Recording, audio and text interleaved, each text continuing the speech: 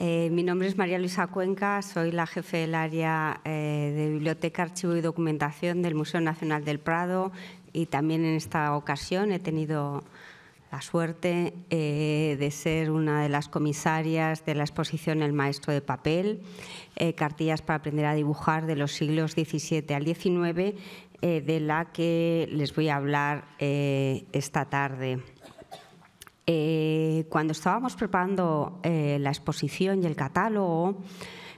tanto José Manuel Matilla y Ana Hernández Puig, mis compañeros de aventura en esta exposición, y yo, nos planteábamos muchas cuestiones, ¿no?, relativas a las cartillas. ¿Qué era una cartilla de dibujo? ¿Para qué servían? ¿Cuáles eran sus aspectos formales? ¿Dónde aparecieron? ¿Quiénes las crearon? ¿Quiénes las usaban? Y dónde y cómo se utilizaron, ¿no? Pues bien, a todas estas preguntas espero poder darles respuesta a lo largo de esta conferencia. Las cartillas de dibujo, también denominadas de principios, eran unos libros o colecciones de estampas con modelos de fragmentos del cuerpo humano o figuras completas que servían para el aprendizaje y la enseñanza del dibujo. Estaban centradas en el cuerpo humano, planteaban un programa común basado en la copia continuada y sucesiva de estos modelos de fragmentos del cuerpo humano, que se presentaban generalmente en el mismo orden. Era un sistema didáctico, progresivo, que iba de lo particular a lo general, iba de la línea de contorno al volumen, y va de lo más sencillo a lo más complejo. Esto lo podemos ver en estas estampas que les muestro en primer lugar, que pertenecen a una de las cartillas más avanzadas, la de Stefano de la Vela, pero que se ve muy bien cómo se plantean modelos de línea muy básicos y sencillos, y que las formas van evolucionando hacia modelos un poco más complejos y más voluminosos. Pues bien, les digo que solían tener una estructura bastante parecida, y casi todas las cartillas solían empezar por los elementos del rostro. Mostraban estampas con ejemplos de elementos del rostro que empezaban siempre por los ojos, continuaban por la nariz, la boca. A continuación había estampas de orejas, posteriormente solía haber estampas de cabezas, y luego se iniciaban una serie de estampas del resto de los miembros del cuerpo humano, como eran las manos, los pies, los brazos, las piernas, los torsos, los bustos, y así hasta llegar a la figura completa del cuerpo humano. Estos conjuntos de estampas, ya les digo que estaban estructurados siguiendo un grado de dificultad progresiva, y presentaban un claro predominio de la imagen sobre el texto, llegando en muchos casos a prescindir del aparato teórico. Al acabar este programa, el aprendiz alcanzaba los rudimentos básicos de la práctica del dibujo, y también llegaba a comprender bastante bien el cuerpo humano que tenía que representar cuando ya fuera la persona que aprendía, pues un artista que había alcanzado su formación. Las cartillas de dibujo, por distintos motivos, son ejemplares editoriales poco conocidos. Por una parte, se realizaron ediciones, tiradas muy cortas, a veces desiguales. Además, eran productos editoriales muy utilitarios, se usaban de forma exhaustiva en los talleres, en las academias.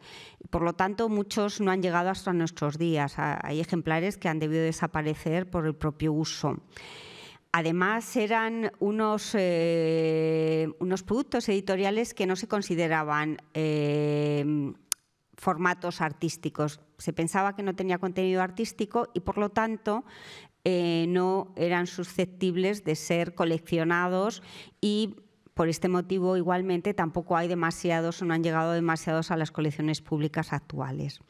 Y por otra parte tampoco han sido unos soportes gráficos que hayan tenido una gran, por así decirlo, éxito en la historiografía de la historia del arte. Es más, se les trataba o se mencionaban las cartillas de dibujo con bastante desprecio hasta que Gombrich, a mediados del siglo XX, publica un estudio inicial de estas cartillas, de su utilidad y de su influencia en la historia del arte, y a partir de ahí es cuando se inician los estudios sobre las cartillas de dibujo y se desarrollan diversas exposiciones y estudios monográficos e incluso repertorios de estos libros o colecciones de estampas. Pues bien, como no podía ser menos, en la biblioteca del Museo del Prado pasaba lo mismo que en otras partes, ¿no? Que no había cartillas de dibujos entre la colección. Para que se hagan una idea, en el año 2003 solo había una cartilla de dibujo entre los fondos de la biblioteca del Museo del Prado. Fue en este año, en 2003, cuando ingresó la colección de José María Cervelló, un gran bibliófilo que había reunido unos 1.500 libros de literatura artística, algunos de los más importantes que puedan imaginar, y entre ellos llegó un pequeñito conjunto de cartillas de dibujo, unas 20 y pocas cartillas, entre las que se encontraban casi todas las cartillas de dibujo españolas. Aquí les pongo un ejemplo de la cartilla de Antonio Espinosa de los Monteros y Badía, que tiene la singularidad de ser un ejemplar único y es más bien un boceto, una maqueta de cartilla que no se llegó a publicar, pero también entre las cartillas de Cervelló llegaron las más importantes cartillas de autores extranjeros, como pueden ser las de la Vela, la del Guercino, las de Lebrun, o esta que les presento aquí, que es una cartilla de Abraham Bosch que tiene una portada con los instrumentos de dibujo. Pues bien, junto a este pequeño conjunto inicial de cartillas procedentes de Cervelló, a lo largo de estos años se ha ido completando este pequeño conjunto con algunas compras en libreros de viejo, en casas de subastas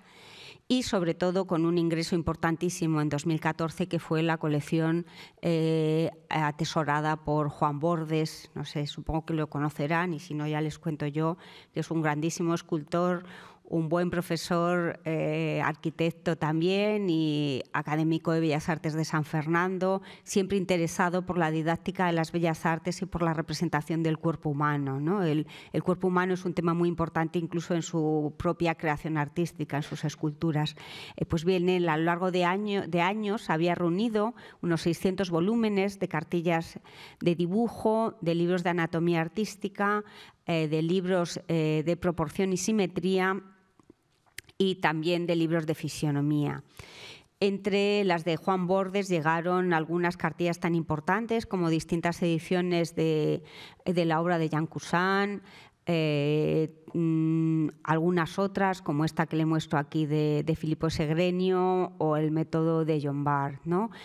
Hasta un número muy elevado para hablar de cartillas de dibujos, que ya les digo que hay pocos ejemplares en las colecciones públicas y en las colecciones privadas. Pues bien, a partir con la colección Bordes llegaron al museo 162 cartillas de dibujo, que unidas a las que habían llegado con la colección Cervelló y a las poquitas que se habían comprado, pues constituían una colección de 181 cartillas de dibujos que probablemente ahora mismo sea la colección más numerosa que se conserve, y en un momento dado se pensó que había que darlas a conocer, como se ha hecho a través de la exposición El maestro de papel, cartillas para aprender a dibujar de los siglos XVII al XIX y su catálogo. Tradicionalmente, el dibujo era la base del aprendizaje de cualquier disciplina artística. Por eso la trataística del arte sí que había estudiado un poco el concepto de dibujo y su aprendizaje, aunque no mencionaba con demasiada frecuencia las cartillas de dibujo. En paralelo, las cartillas de dibujo también sintetizaban visualmente algunas de estas ideas contenidas en los tratados de pintura, sobre todo. Pues bien, hasta la aparición de las cartillas de dibujo en el siglo XVII, muy a principios en Italia, los aprendices se instruían en 3 fases, por así decir, de aprendizaje. Por una parte, la primera, la que les facilitaba los conocimientos básicos del dibujo, era una fase en la que se copiaban modelos bidimensionales, o sea, dibujos hechos por los maestros. La segunda fase consistía en la copia de modelos tridimensionales, en general fragmentos de escayola o vaciados de bustos y estatuas. Y la tercera fase era ya la que se dedicaban a copiar modelos desnudos del natural. Pues bien, esta primera fase del aprendizaje del dibujo es la que nos va a importar porque es justo en la que tienen las cartillas de dibujo un papel decisivo. Pero antes de llegar a esta aparición de las cartillas de dibujo, vamos a hablar un poco de los antecedentes de las mismas, de cómo eran los talleres en los que se aprendía distintas disciplinas artísticas durante el siglo XVI. Todo ello a partir de algunas imágenes que conservamos, algunas estampas, entre ellas esta de Hans Collaert, a partir de un dibujo de Giovanni Stradanu, que forma parte de una serie importante, la Nova Reperta, que mostraba en 14 estampas los avances científicos de la época, entre ellos la aparición y utilización de la pintura al óleo, que en esta estampa se atribuye a Jan van Eyck, el gran maestro flamenco, que aparece en el centro de la estampa pintando un cuadro de gran formato. Si nos fijamos bien, pues vemos que hay algunos ayudantes que están haciendo un retrato de una dama, hay otras personas copiando bustos de escayola y también hay distintos empleados del taller trabajando los colores y otros materiales pictóricos, ¿no? Pues bien, lo que quiero que se fijen es en este personaje de la derecha, que es el más joven de todo el taller, que si lo ampliamos vemos que lo que está copiando son modelos bidimensionales de ojos, ¿no? Entonces ya vemos que aunque aquí no podía estar copiando una cartilla de dibujo porque es una estampa del siglo XVI y todavía no se habían creado las primeras, que son de principios del siglo XVII, ya los aprendices utilizaban fragmentos del cuerpo humano para ejercitarse en estos rudimentos básicos del dibujo. Tenemos otra estampa que también pueden ver en la exposición, en la que hay otra representación de un taller. Es una obra grabada por Cornelis Cort a partir también de un dibujo de Giovanni Stradanu y nos muestra un poco también una estructura de taller un poco más abigarrada, pero que también tiene a unos pintores trabajando en un gran lienzo, otro personaje mayor trabajando en una escultura, distintos aprendices estudiando modelos anatómicos, esqueletos, copiando algunas obras tridimensionales. Y de esta estampa lo que me interesa es que se fijen en este detalle de esta hoja de papel que asoma de la mesa del grabador, que vemos aquí con el buril y los anteojos de aumento. Bueno, pues este papel que asoma podría ser un modelo en papel con elementos del cuerpo humano. Hay otra estampa que también pueden ver en la exposición de Pier Francesco Alberti, la Academia de Pittori, un poquito posterior, ya de principios del siglo XVII, que también nos muestra un taller en el que está muy claro cuáles son las ocupaciones de cada uno de los personajes que aparece representado. Pues al fondo B podemos ver algunos alumnos que están copiando modelos, fragmentos corporales tridimensionales, que son escayola. Tenemos una serie de elementos de brazos y pies y manos y bustos aquí en la parte superior. Tenemos a unos jóvenes ejerciendo la geometría, que era también otra disciplina básica para el aprendizaje del dibujo y de la pintura. Tenemos a unos jóvenes modelando, tenemos a otros estudiando anatomía con la disección de un cadáver o con este esqueleto, y tenemos un grupo aquí a la izquierda, que es el que más me interesa que se fijen en ellos, en el que vemos a un maestro con 2 jóvenes alumnos. El maestro les está enseñando a los alumnos unos modelos bidimensionales de ojos, ¿no? No sabemos si esto ya era una cartilla de dibujo, si era una estampa o era uno de estos dibujos que hacían los maestros para que, copiándolos, aprendieran sus alumnos. Pero sí que nos hace ver que se estudiaba a partir de la fragmentación del cuerpo humano y que se estudiaba también a partir de modelos bidimensionales, y en este caso que se estudiaba siguiendo las instrucciones de los maestros, porque el aprendizaje con maestro era fundamental en estos momentos que todavía no habían aparecido las cartillas. Esta es otra representación de un taller ya que forma parte de una cartilla, de una de las cartillas primigenias, la de Eduardo Fialetti, en el que vemos también al fondo unos personajes que ya son probablemente profesionales de la práctica artística porque están pintando cuadros, y una serie de aprendices en un primer plano copiando modelos de escayola. Y aquí, en un segundo plano, vemos un maestro que está dando instrucciones y comentando un dibujo que suponemos ha hecho el alumno, ¿no? Aquí un poco les muestro esta imagen para reforzar la idea de que los maestros eran imprescindibles en la enseñanza del dibujo a estos aprendices, hasta que aparecen las cartillas de dibujo, que lo que hacen es sustituir estos modelos que dibujaban los maestros para sus aprendices, pues los sustituyen por estampas múltiples que sirven para que los aprendices las copien. Hemos visto un poco cómo era la enseñanza con el maestro, pero también vemos a partir de estos 2 ejemplos cómo, una vez que surgieron las cartillas de dibujo, estas empiezan a sustituir, en algunos casos, la enseñanza del maestro y en otros a complementarla. Tenemos numerosos ejemplos de cartillas de dibujo que en sus textos, en sus portadas, en algunos textos introductorios, dicen que pueden servir como manuales para la práctica del dibujo, para el aprendizaje del dibujo sin maestro. Tenemos aquí un ejemplo que es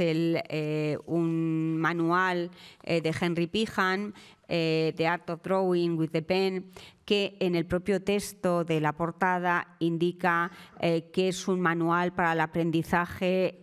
del dibujo y la pintura para caballeros. ¿Por qué? Porque dentro de la formación de las clases altas, de los cortesanos, de los nobles, se incluía el dibujo como una de las disciplinas que debían dominar junto con la literatura o la música, ¿no? Estaba en ese mismo nivel. Y en esta otra estampa, que es de Peter Fedes, que también pertenece a una de estas primeras cartillas muy tempranas, en este caso de los Países Bajos, vemos a un noble, por cómo va vestido, tiene una indumentaria lujosa, por el entorno en el que se inserta, que es un mobiliario también de lujo, muy decorado. Pues bien, vemos a este joven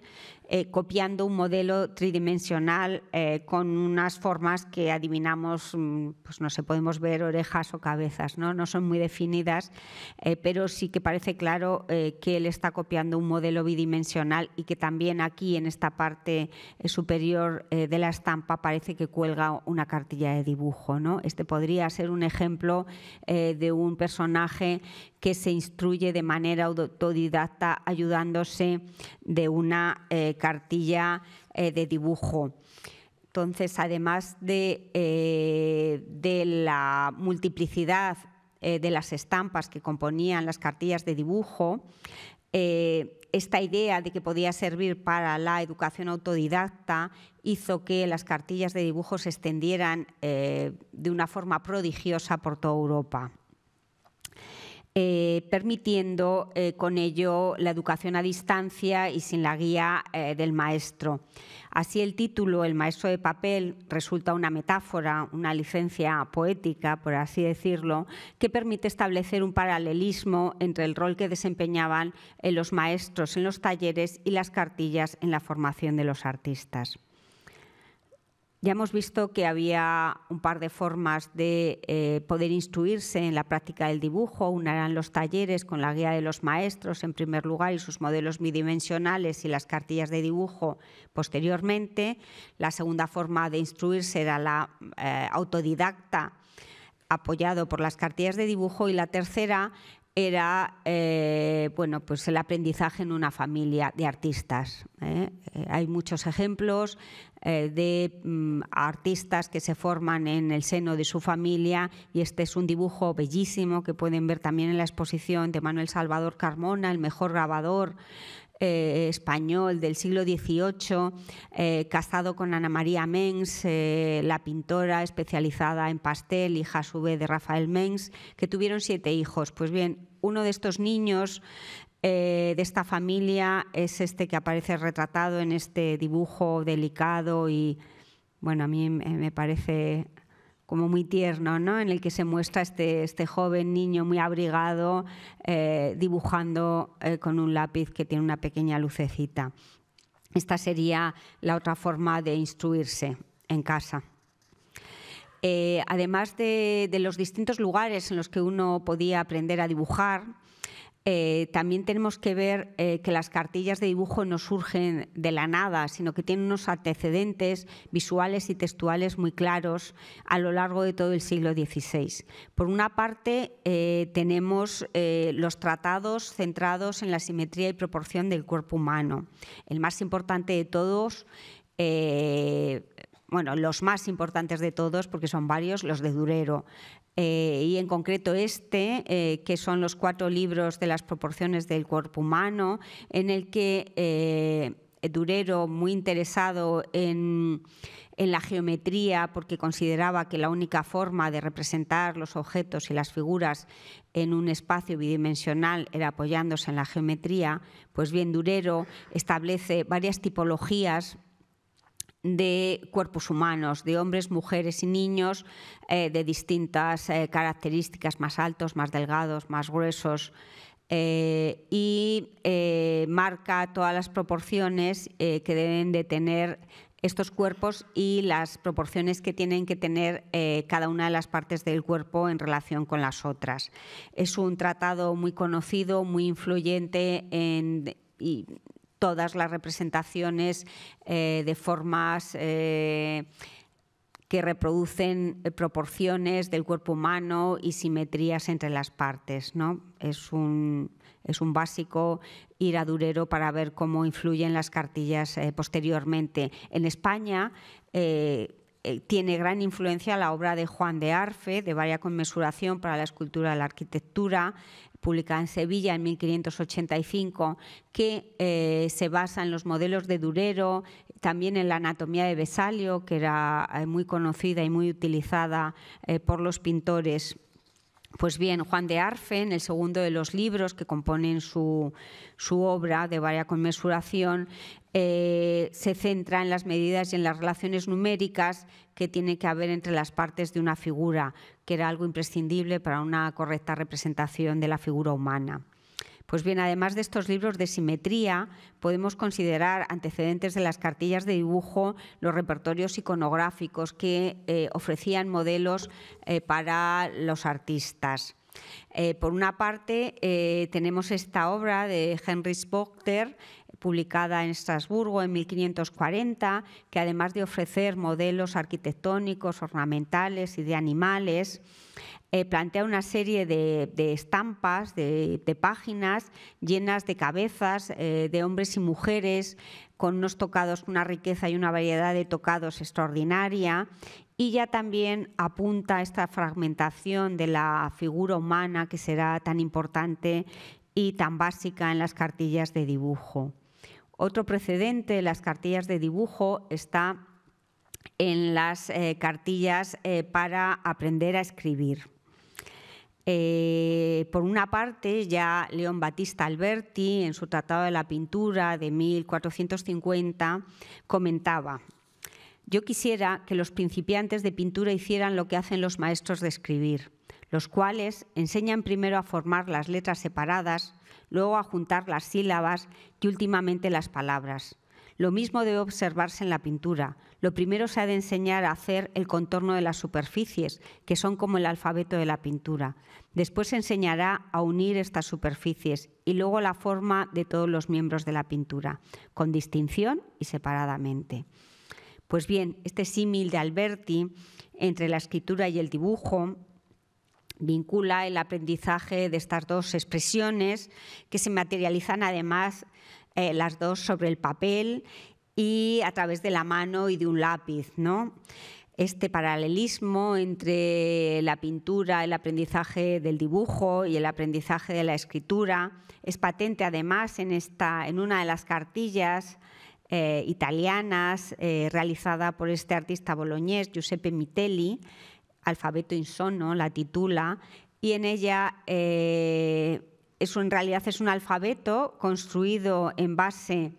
a figuras humanas, algunas de ellas de carácter poco fantástico, en el cual la letra del alfabeto que aparece en cada una de las estampas se corresponde con la inicial del animal representado en la parte superior y que además están llenas de fragmentos del cuerpo humano, también en el mismo orden que las cartillas, ¿no? Empezando por los del rostro y continuando por otros miembros del cuerpo. Es muy clara la relación de las cartillas para escribir con las cartillas para dibujar en esta obra de Mitelli, que a su vez, como otras muchas cartillas, fue copiada con bastante rigor por Antonio Gabaldón. Estos ejemplos de copias de cartillas los veremos a lo largo de toda la exposición. Por último, para hablar de antecedentes de cartillas, les quiero mostrar una obra, la de Jan Kusan el Joven, que en realidad es casi ya una cartilla, ¿no? Tiene muchos de los elementos que tienen las cartillas que se inician en Italia. Tiene ejemplos visuales acompañados por textos breves y es una cartilla con un gran éxito. Se realizó con la técnica de la entalladura en base a tacos de madera tallados en relieve. Pues bien, estos tacos de la obra de Kusan se estamparon en numerosas ediciones y en el siglo XVIII se copiaron estas imágenes en grabados calcográficos que también se publicaron en diversas ocasiones. Esto se lo cuento para que se hagan una idea también de la continuidad en el tiempo de estos modelos que tuvieron un gran éxito mientras pervivieron, ¿no? Por una parte, Jan Kusan centra su obra en la proporción, en la simetría y también en la anatomía del cuerpo humano, y yo les he elegido estas estampas que plantean escorzos, que utilizan un método de proyección ortogonal y presenta la figura primero de frente con su sombra y proyectada en el suelo, que está sugerida en todas las estampas de Kusan por un sol que representa siempre en algún lado de la estampa, y vemos que a partir de esta sombra proyectada pues tenemos un punto de vista del escorzo que viene dado por este ojo, que también aparece en todas las estampas. Pues bien, este sistema de proyección ortogonal de los cuerpos, de los escorzos de los cuerpos, tuvo un gran éxito y perviven muchas cartillas de dibujo posteriores, como en esta, que es la de Crispin van de Pas, editada en 1644 y titulada La prima parte de la luce del dipingere e disegnare.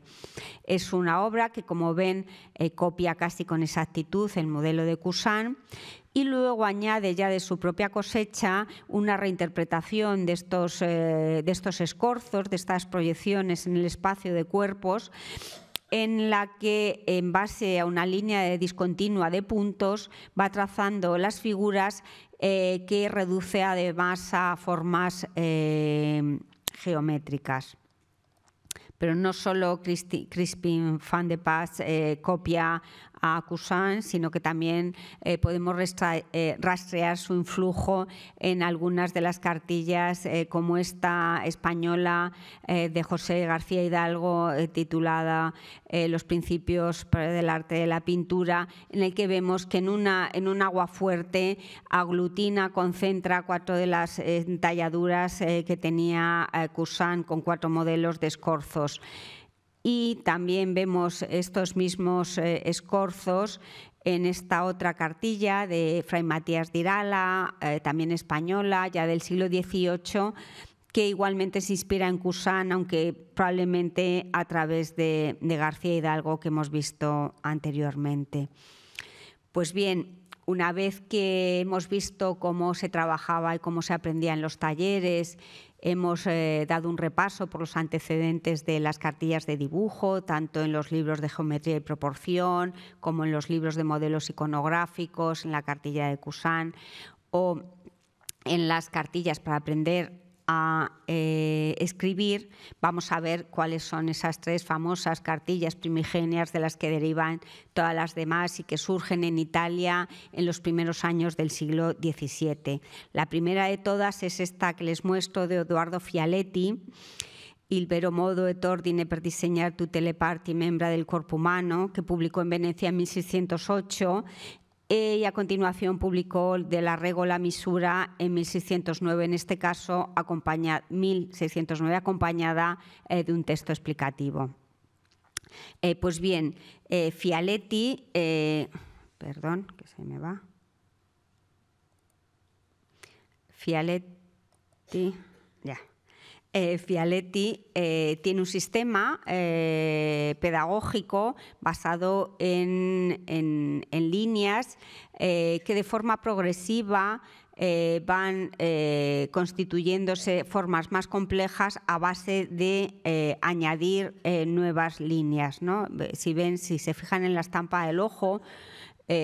vemos que empieza por un simple trazo, se va haciendo un poquito más complejo, cada vez añade más líneas hasta llegar ya a tener un ojo bastante modelado y con mucho volumen. Tiene también una serie de elementos corporales un poco más definidos, que hemos visto en la tercera diapositiva que he proyectado. Y además tiene una serie de estampas con torsos y bustos también muy característicos. La cartilla de Fialetti, las 2 cartillas de Fialetti son muy populares en aquel momento, y de ellas descienden otros muchos modelos. Él siempre empezaba sus estampas con cabezas que reducía a formas geométricas. En este caso hay otros muchos, pero en este caso son perfiles y cabezas de frente infantiles que parten de formas tan puras como el círculo, el triángulo o el cuadrado, ¿no? Pues bien, este modo de hacer de Fialetti es clarísimamente copiado en una estampa de una cartilla titulada Diagrafía, publicada por Jansonius en Ámsterdam en 1616, poquísimos años después de que se publicaran las 2 cartillas de Fialetti, que son de 1608 y 1609. Diagrafía no pretendía engañar, ya decía que copiaba o que se inspiraba en excelentes ejemplos de los principales maestros, e incluía modelos de Fialetti, pero también de los Carracci, que veremos más adelante, y de algún otro artista. A Fialetti también le copia de manera indirecta Pedro de Villafranca, los autores de las primeras cartillas de dibujo españolas, con imágenes similares que se repiten en esta otra cartilla, que es Fundamentales Regula, editada en Ámsterdam en el segundo cuarto del siglo XVII, y hasta un artista, o en una cartilla de un artista con tanta personalidad como Rubens y sus modelos, que son muy potentes y muy relacionados con sus pinturas, pues ya les digo, hasta en una cartilla de Rubens aparece una estampa clarísimamente inspirada en los modelos de Fialetti. La segunda cartilla seminal la crearon Giacomo Franco y Jacopo Palma. En 1611 se publicó De la nobilità del diseño en Venecia, en italiano y en latín.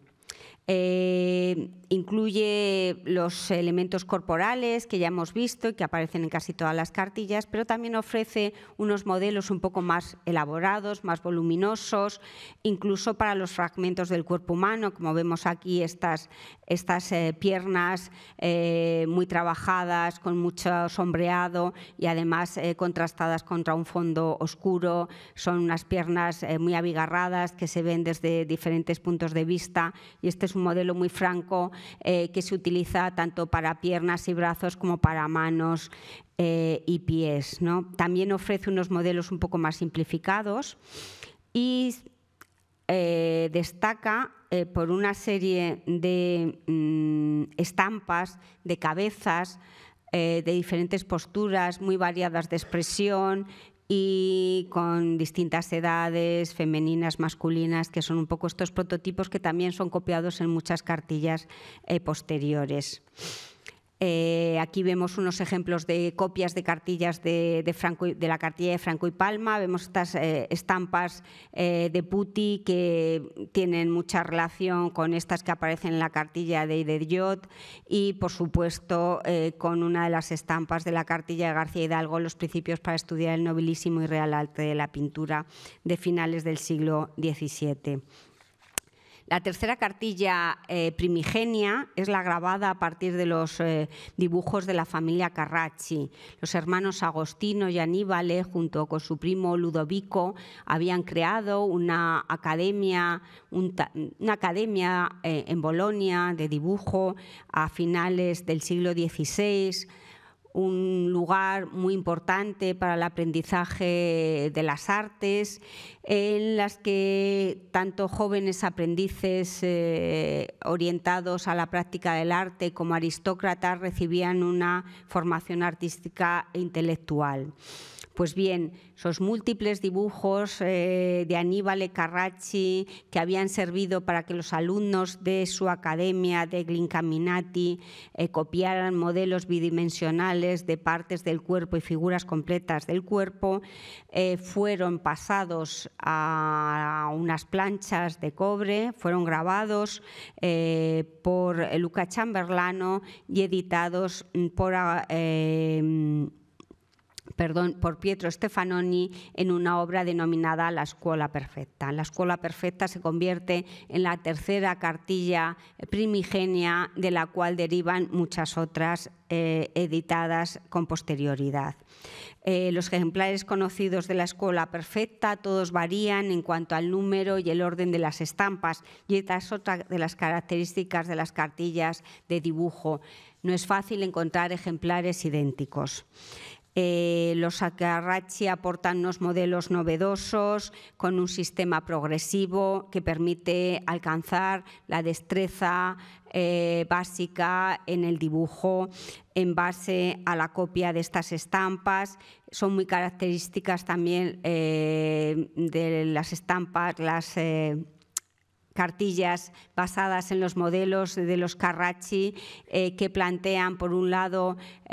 unas figuras trazadas a línea de contorno y en la misma estampa y de forma simultánea unas figuras o unas partes del cuerpo muy voluminosas y muy trabajadas con sombras, como vemos aquí en esta cartilla basada en los dibujos de Aníbale Carracci, que se publicó en Ámsterdam en la segunda mitad del siglo XVII. Los modelos de Carracci tuvieron un éxito extraordinario, se difunden por toda Europa y se publican cartillas en distintos países. Solo les he traído, en la biblioteca hay varias, pero les he traído otro ejemplo de una cartilla basada en los dibujos de Aníbale Carracci que se publica en París en 1656. Los modelos de Carracci dieron lugar a otras muchas copias. Aquí vemos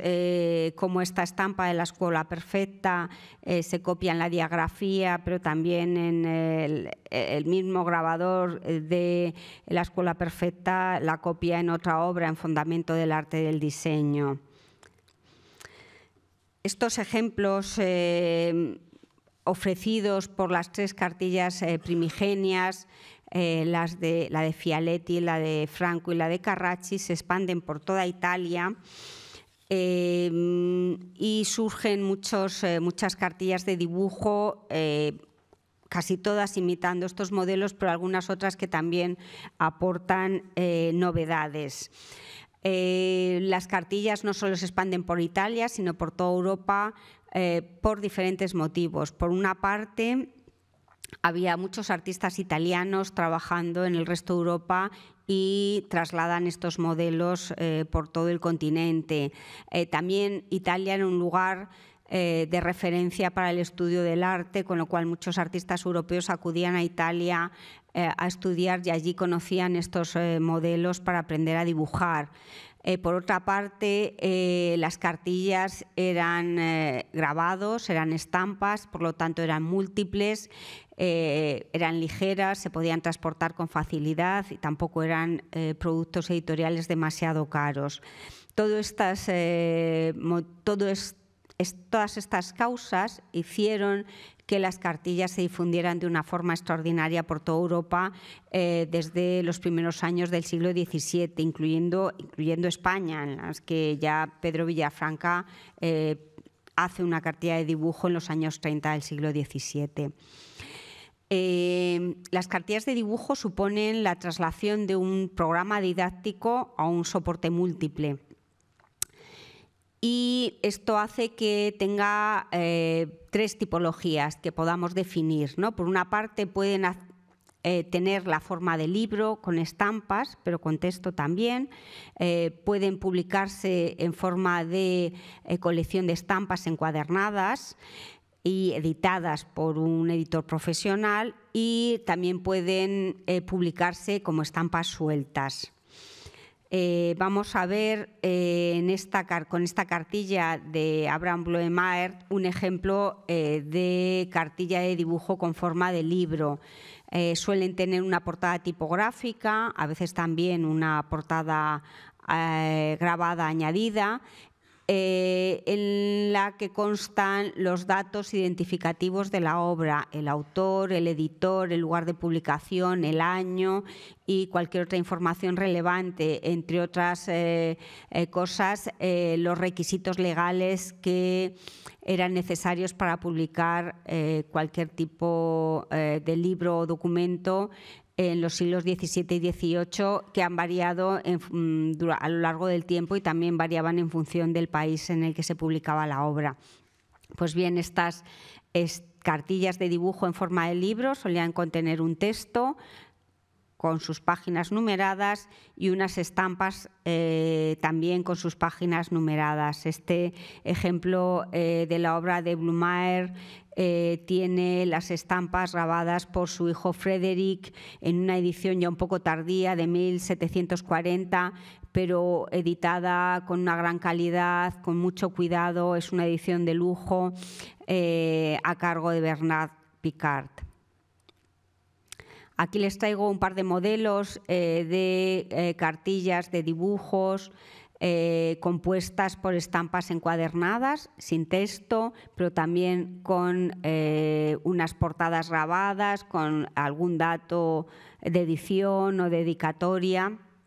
Fíjense en esta cartilla de Luigi Valesio, que plantea una progresión en el aprendizaje en 3 niveles de modelado en la estampa. Y esta de Giovanni Francesco Barbieri, el Guercino, que es una de las cartillas más bellas que tenemos o que se han publicado nunca. Por otra parte, estas portadas grabadas de las cartillas en muchas ocasiones tenían el retrato del artista. Esto era un marchamo de calidad. Quería decir que los modelos que contenía ese conjunto de estampas eran unos modelos que habían salido de dibujos de pintores de renombre como Poussin, Rubens o en este caso Le Brun, que era un artista famosísimo, pintor del rey Luis XIV de Francia.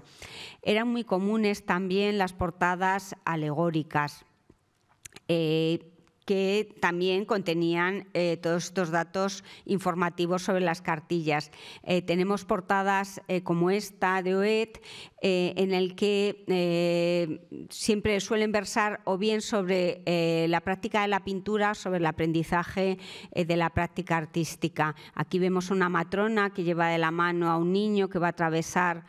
una puerta hacia un estadio superior, y quiero que se fijen en el compás que tienen los ojos, ¿no? Que sigue un poco esa idea de Miguel Ángel de que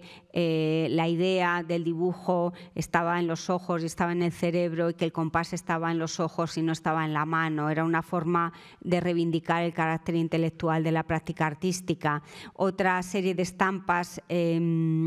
alegóricas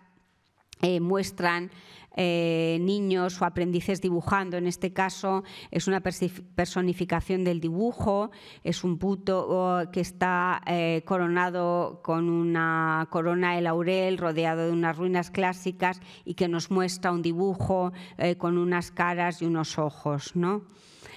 Por otra parte, la tercera tipología, además de las cartillas que se publican en forma de libro, las que se publican en forma de colección de estampas editadas, tenemos otra serie de colecciones de estampas también encuadernadas, pero que no seguían una estructura formal y coherente, y que, de las que no hay ningún ejemplar que sea igual a otro. Son estampas que se debieron reunir de manera facticia, que se iban agrupando, no sabemos muy bien si porque se vendían en casa de los mismos grabadores o porque su trayectoria vital ha hecho que estén encuadernadas unas de una forma y otras de otra, pero no tienen una estructura formal coherente. En España tenemos dos ejemplos muy claros, que son la cartilla de José García Hidalgo y la de Matías de Irala, en la que ninguno de los pocos ejemplares se conserva es igual a otro. Otra de las características formales de las cartillas de dibujo es que eran materiales impresos de calidad relativamente baja, ¿no? Casi ninguno se encuadernaba, tenían este formato apaisado, que es muy frecuente en las cartillas, y vemos que a lo más que llegaban era a tener unas puntadas de hilo en los laterales y a veces una cubierta de papel, ¿no? Incluso en ocasiones, como en esta cartilla que tenemos aquí, de las Pasiones de Lebrun, vemos que ni tan siquiera tiene cubierta de papel y que la primera estampa hace de tapa. Esto ha contribuido también a que nos hayan llegado muy deterioradas estos ejemplares, y aquí les presentaría la última tipología de cartillas de dibujo, que era la que se publicó en estampas sueltas, pero contenían un programa didáctico coherente, como esta de Pedro de Villafranca, en las que no me voy a centrar porque el próximo día 8, creo recordar, de enero, Ana Hernández Puig, una de mis compañeras en este proyecto, también les hablará de las cartillas de dibujo españolas. Pues bien, una vez vistos cómo eran las distintas tipologías de las cartillas de dibujo y cómo se fragmentaban y se iniciaban con esta descomposición de las partes del cuerpo humano, llegaban estos prototipos didácticos a un punto en el que había que recomponer todos aquellos elementos que ya se habían estudiado de forma precisa. Y esto se hacía en base a modelos bastante más elaborados, un poco más complejos, menos sintéticos, y también en general planteados por artistas que ya tenían una calidad un poco añadida, ¿no? Vemos que en este ejemplo, que es la cartilla del Guerchino, que hemos visto antes una de las estampas y la portada, pero aquí quiero que vean estos dos personajes de la izquierda, que son ya bustos mucho más complejos, unas figuras con una calidad artística más alta, y que ofrece una serie de modelos de bustos, sobre todo en unas actitudes mucho más ricas, con unas miradas muy profundas, a veces rodeados de unos entornos más complejos y con unos contrastes lumínicos mucho más acentuados. Bien, estos son unos modelos ya para el aprendizaje de unos alumnos que están en un punto más desarrollado, que necesitan modelos más complejos. Como en muchas otras cartillas, la del Guercino fue copiada por Van de Pas en esta que les presento. Otro de los aguafortistas más afamados del siglo XVII, como es Stefano de la Vela, también se ocupó de ofrecer sus modelos originales y su estilo propio a través de 3 cartillas de dibujo. En la biblioteca del museo conservamos una de ellas, El principio del diseño, en la que, además de fragmentos del cuerpo humano, algunos tan bellos como la estampa que se ha convertido en el icono y la imagen de la exposición, estas manos, ¿no?, muy modeladas y con unos negros muy intensos que son de la Vela. Pues bien, su cartilla se caracteriza no solo por esos fragmentos, sino porque ofrece un repertorio muy rico de cabezas de personajes femeninos, masculinos, con distintos tipos de tocados, que también hace incidencia en esta progresión de los modelos, desde los más sencillos, hechos con línea de contorno, a otros un poco más complejos, con sombreados más intensos, hasta ya tener elementos muy trabajados. Y ya les digo que ofrece una serie de cabezas muy interesantes, algunas inspiradas como esta de la parte derecha inferior en Rembrandt. Pues bien, una vez dominada la copia de los fragmentos y la copia de los bustos y las cabezas, los aprendices tenían que trabajar el cuerpo humano, la figura completa. Las primeras cartillas hacen mucha incidencia en la proporción y la simetría del cuerpo humano, son un poco las herederas de aquellas imágenes de los tratados de Durero y también del estudio de la anatomía, ¿no?, del estudio de la musculatura, para luego su correcta representación en obras pictóricas. Hay otros modelos de figura completa un poco más complejos. Vemos esta cartilla de Crispin Van de Pas, del que ya habíamos visto bastantes estampas en las que copiaba otros modelos, pero que también aporta en una cartilla tan amplia muchos modelos que son originales suyos. Y en estas les voy a destacar las distintas figuras desnudas que ofrece en posturas muy variadas y además rodeadas por unos ropajes que permiten también el estudio de los paños, ¿no? Y esta estampa que tiene un maniquí, que también era uno de los artilugios que servían como para poder copiar y utilizar para las representaciones del cuerpo humano. Estas cartillas un poco más superiores, que ofrecían modelos más elaborados, a veces estaban centradas en los modelos académicos. Ya en el siglo XVIII se han creado todas las academias de Bellas Artes, necesitan estos manuales para la enseñanza de sus propios alumnos, y ofrecen en soporte bidimensional, en estampas, estos modelos desnudos con poses académicas que son muy parecidos a las poses que ofrecían los modelos desnudos reales para esa fase última del aprendizaje del dibujo, que era la copia del natural.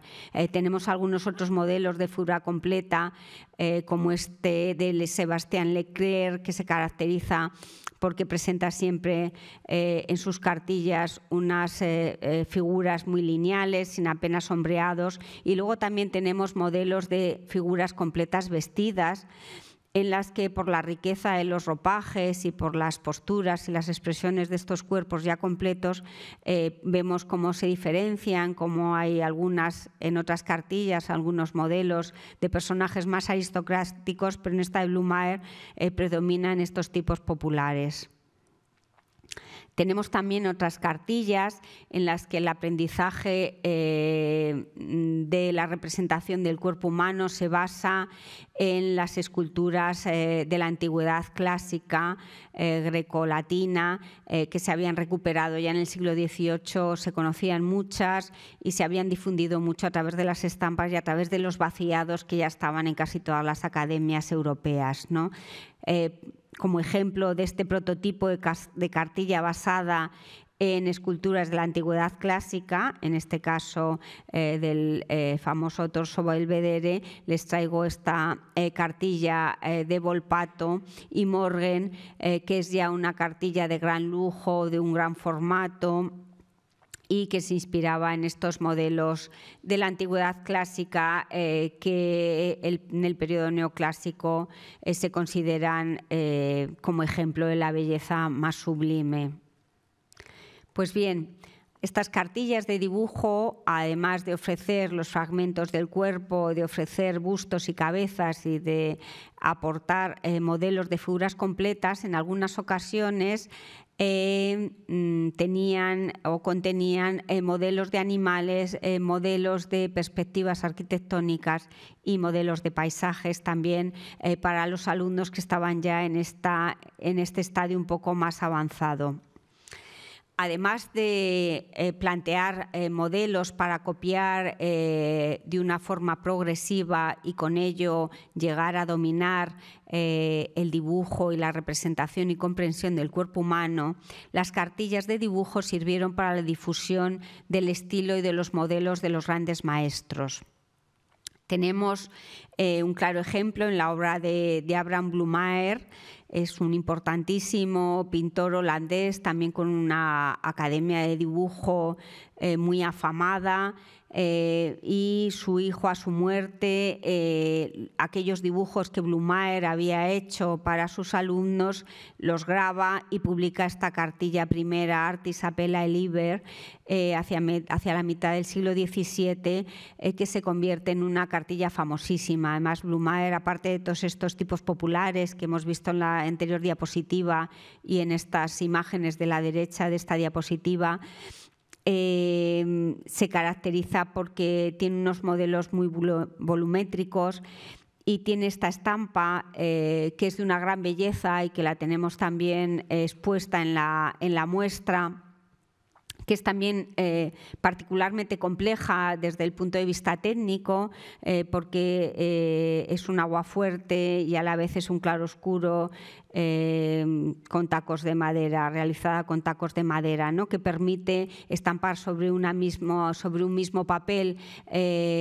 un par de tacos con distintos colores y da estas calidades en tonos bistre y tonos blancos reservados, que hace que sean unas imágenes con mucho volumen, muy escultóricas, ¿no? Es una imagen alegórica, es una portada también grabada,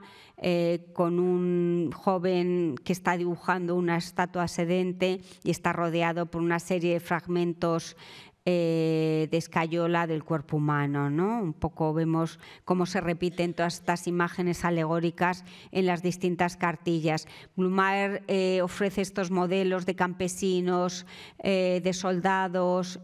con distintos ropajes, con distintos ambientes, insertos en un paisaje, y también una serie muy rica de cabezas y de bustos. Se conservan muchos dibujos de Blumaer, hay algunos muy conocidos, muy relacionados con su cartilla, y en el Museo del Prado tenemos este dibujo que, si se fijan en la cabeza a lápiz y con toques de clarión de este personaje de la derecha, es el mismo que se reproduce en la estampa de Blumaer. Pues bien, otro de los artistas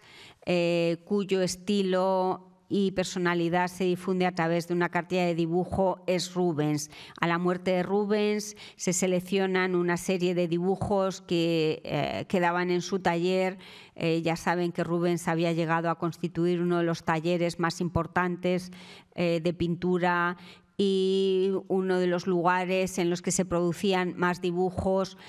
para ser luego grabados y publicados como ilustraciones, sobre todo en el taller de los editores Plantino Moretus. Pues bien, esta cartilla de Rubens, que se inicia con esta portada muy alegórica también de la práctica de la pintura, con el buey, símbolo de San Lucas, el patrón de los pintores. Vemos que hay algunas estampas que reproducen pinturas del propio Rubens, como este centauro con derallina, y hay otra serie de estampas que son muy potentes visualmente y que yo creo que a nosotros nos impacta, ¿no? Desde nuestro punto de vista, desde nuestros ojos que ya han conocido la modernidad, nos parecen como muy impactantes y relevantes, que son estas del cuerpo humano, ¿no? Son unas anatomías que muestran la musculatura subcutánea y también el sistema circulatorio del cuerpo humano, y tiene varias estampas, y yo les muestro esta, que es la que mostramos también en la exposición. Otro de los artistas importantísimos en su momento, en el siglo XVII, y del que se difunden sus imágenes a través de las cartillas de dibujos, es el caso de Charles Le Brun. Él era el pintor de Luis XIV, había constituido con otros la Academia de Bellas Artes de Pintura y Escultura francesa, era un pintor muy relevante, muy influyente, y a mediados del siglo XVII imparte unas conferencias sobre las pasiones y el reflejo de las mismas en los rostros. Él hace unos dibujos a partir de las ideas que había expresado en esas conferencias, que luego son grabados por distintos artistas. Y así vemos cómo se reflejan las pasiones en los rostros humanos, el carácter en estas caras, que a partir de distintos movimientos de las cejas o distintas posiciones de los labios vemos que reflejan la alegría, la tristeza, la rabia o cualquier otro sentimiento humano, bien en grabados dibujados con línea de contorno o en otros un poco más voluminosos. La gracia de la exposición ha sido que a todos estas caritas nos recuerdan mucho los emoticonos de los WhatsApps que utilizamos a diario, ¿no? Y ya casi para concluir, les traigo otro ejemplo de uno de estos grandes maestros de la pintura del siglo XVII, cuyas imágenes se popularizan y se difunden a través de cartillas de dibujo. Por una parte, José de Rivera, que trabajaba en Italia, graba 3 estampas, no sabemos muy bien si con una intención de hacer un sistema didáctico un poco más grande o simplemente grabó estas 3 estampas al aguafuerte. Lo que sí que está claro es que tiene una intención didáctica, son modelos de bocas y de narices por un lado y de ojos y orejas por otro. Estas estampas, posteriormente, las planchas se cortaron y hay estampaciones posteriores con las planchas ya divididas. Y a mediados del 17 ya se empiezan a publicar en Francia, la primera de ellas una cartilla editada por Luis Ferdinand, en las que se copian los modelos de Rivera, no solo extraídos de estas 3 estampas, sino también de algunas otras estampas del propio Rivera y de otras de sus pinturas, y se constituye una cartilla de dibujo con modelos de Rivera que se hace muy popular, que se copia en los Países Bajos. Creemos que esta es una edición de Boetlin que se conserva en el museo, y también se copia en España, lo hace Juan Barceló en esta cartilla para aprender a dibujar, sacada de las obras de Josep de Rivera, dice, llamado vulgarmente el españoleto, ¿no? Como vemos, son otra vez las mismas bocas tan características de Rivera.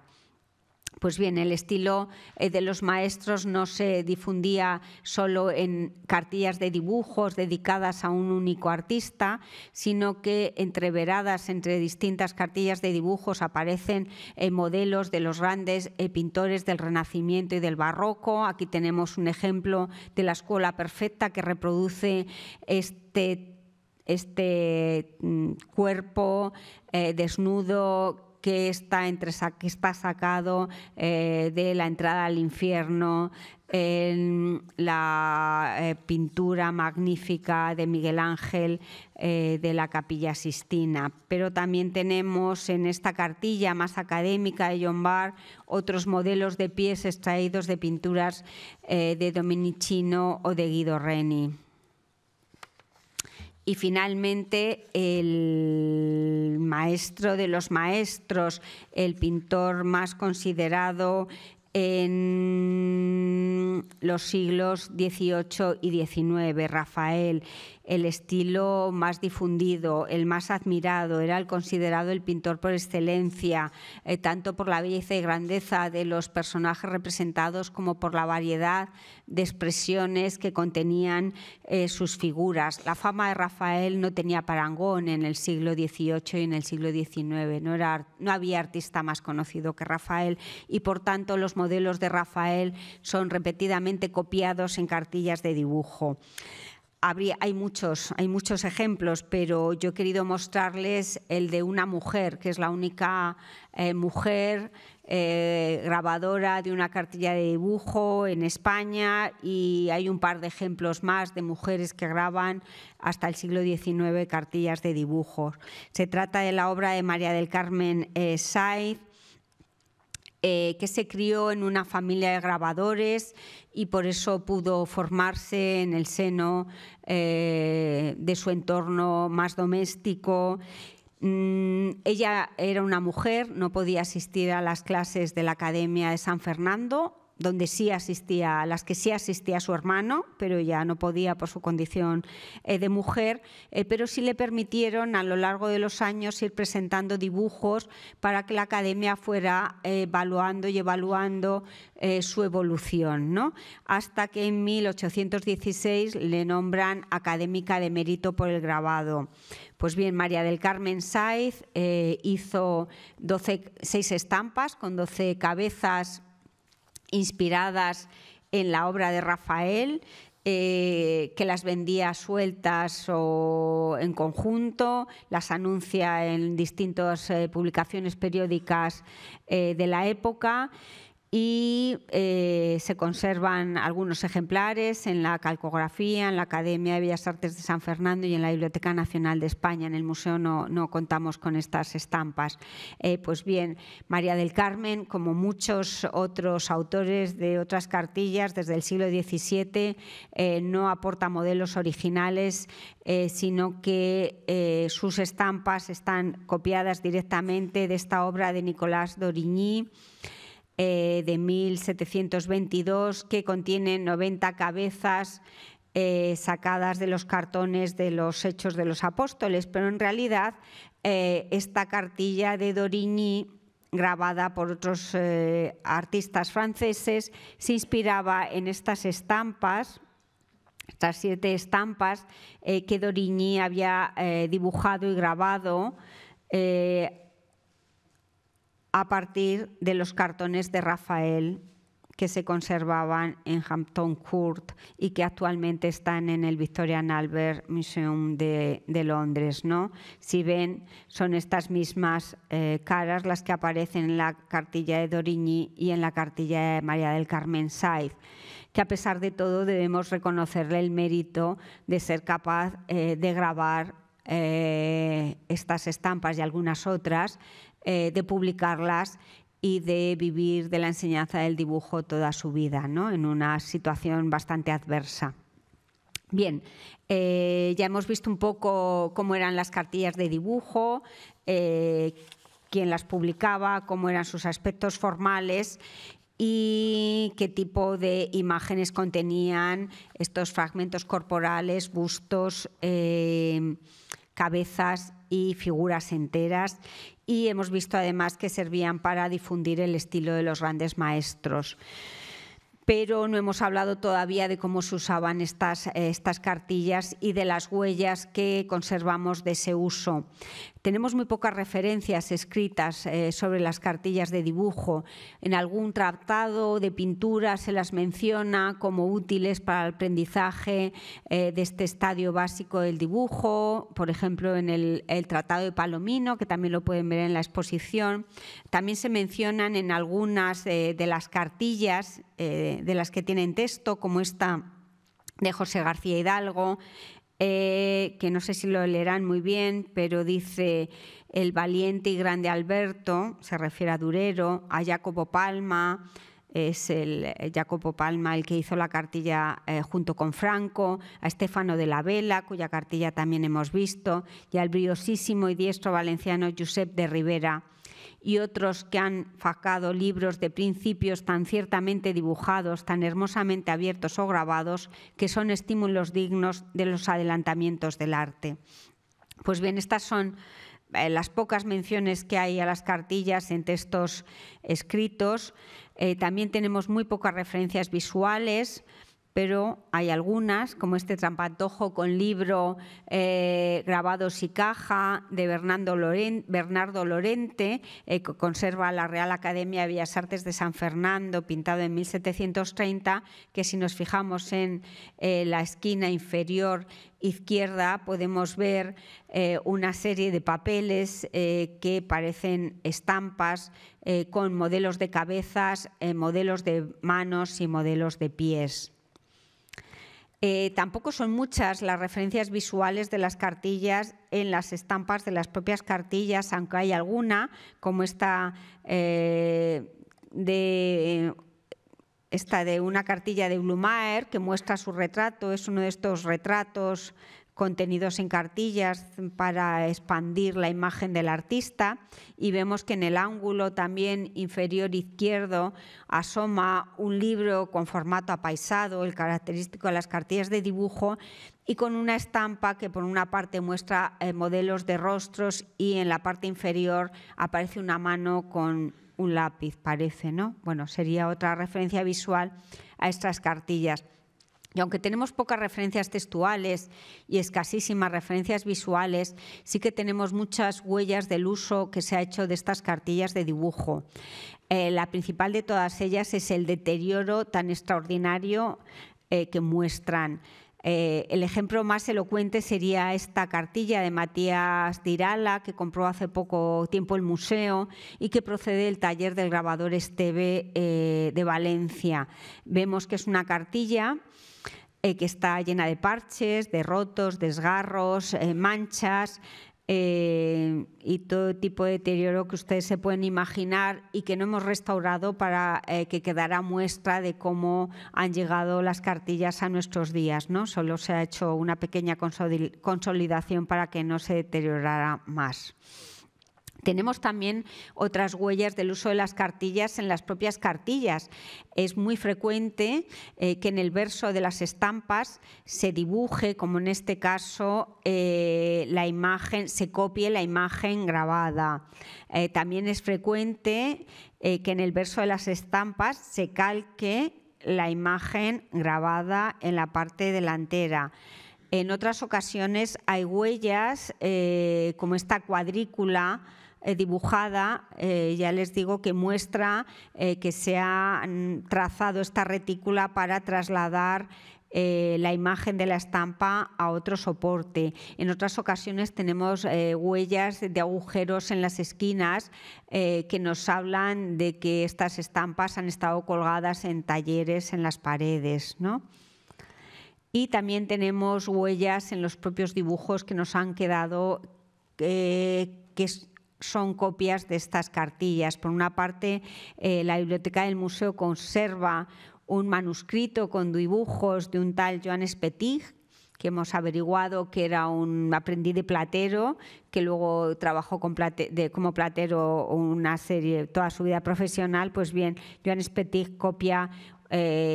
no de forma completa, pero sí bastantes estampas de una cartilla de Blumaer, y también tenemos este ejemplo de bocas que copian las estampas de Ribera, una de las estampas de Ribera, pero probablemente a través de la cartilla de Barcelona. Y bueno, para terminar, quería hablarles de un lema que aparece en muchas de las cartillas de dibujo y que es esta frase, nulle die sine linea, que era una frase utilizada por el historiador Plinio para hablar de Apeles, aquel pintor de la antigüedad del que no nos han llegado obras, pero que según Plinio no pasaba un día sin que Apeles hiciera una línea, no pasaba un día sin que Apeles dibujara. Este es un lema que aparece en muchas de las cartillas para indicar a los aprendices, para aconsejarles y decirles que la constancia y la repetición sucesiva de los modelos, la continuidad en el trabajo, haría que llegaran a ser unos grandes dibujantes, o al menos que alcanzaran los conocimientos necesarios en esta fase primera del dibujo, que era la que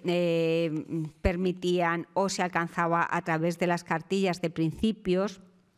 como les he dicho, compuestas por estampas con fragmentos y modelos del cuerpo humano, que se convirtieron en unos sistemas didácticos estandarizados para el aprendizaje de los rudimentos del dibujo,